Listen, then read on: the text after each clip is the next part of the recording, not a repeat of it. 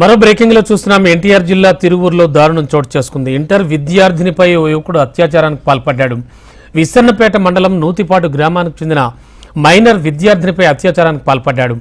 2 నెలలుగా ప్రేమ పేరుతో అదే గ్రామానికి చెందిన యువకుడు వేధింపులకు గురి చేస్తున్నాడంటున్నారు. యువకుడికి మరో 2 యువకులు కూడా సహకరించినట్లుగా సమాచారం. ఈ నెల 10వ తేదీన స్నేహితులతో కలిసి బాలికపై అత్యాచారానికి పాల్పడ్డట్టు పోలీసులు నిర్ధారించారు. ఎవరికైనా చెప్తే చంపేస్తామని యువకులు బెదిరించారు. బాధితురాల ఫిర్యాదుతో నిందితులపై పోక్సో కేసు నమోదు చేశారు పోలీసులు.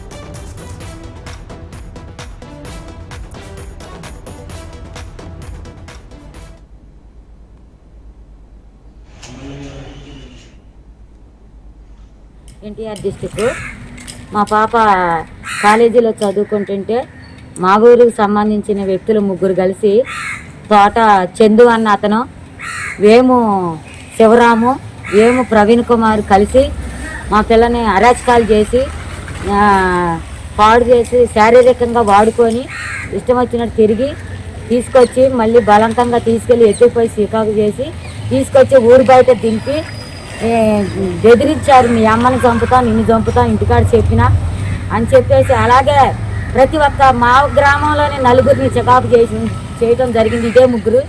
అలాగే ప్రతి ఒక్క గ్రామంలో ప్రతి ఒక్క పిల్లని కూడా భయపడిపోతున్నారు బయటికి రావటానికి.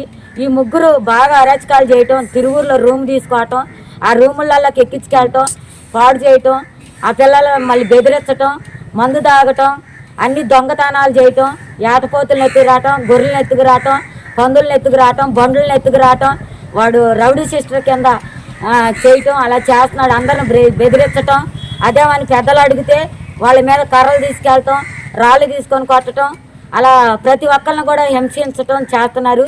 వాళ్ళ చెల్లెలో తోట కీర్తన, తోట నాగమణి, తోట చిట్టిబాబు, వాళ్ళు 3 కూడా నా కొడుకు ఏం తప్పు చేసినా, నా కొడుకు మగోడు ఏం చేసినా కానీ మా ఇష్టమే, మీకేం సంబంధం అని చెప్పేసి మాట్లాడటం జరిగింది. జరిగిన తర్వాత నేను సిఐ గారికి చెప్పుకున్నాము, ఎమ్మెల్యే గారికి చెప్పుకున్నాము. తగిన చర్య వాళ్ళ 3 మీద బయటికి రాకుండా చర్య తీసుకోవాలని నేను బ్రేకింగ్ లో చూస్తున్నాం. ఎన్టీఆర్ జిల్లా తిరువూరులో దారుణం చోటు చేసుకుంది. ఇంటర్ విద్యార్థినిపై ఓ యువకుడు అత్యాచారానికి పాల్పడ్డాడు. విసన్నపేట మండలం నూతిపాటు గ్రామానికి చెందిన మైనర్ విద్యార్థినిపై అత్యాచారానికి పాల్పడ్డాడు. ఇక ఇదే అంశానికి సంబంధించి లేటెస్ట్ ఇన్ఫో అందించడానికి మా కరెస్పాండెంట్ కాంతి సిద్ధంగా ఉన్నారు. కాంతి, ఈ తిరువూరు ఘటన పూర్వాపరాలు ఏమిటి, అసలు ఏం జరిగిందని చెప్తున్నారు?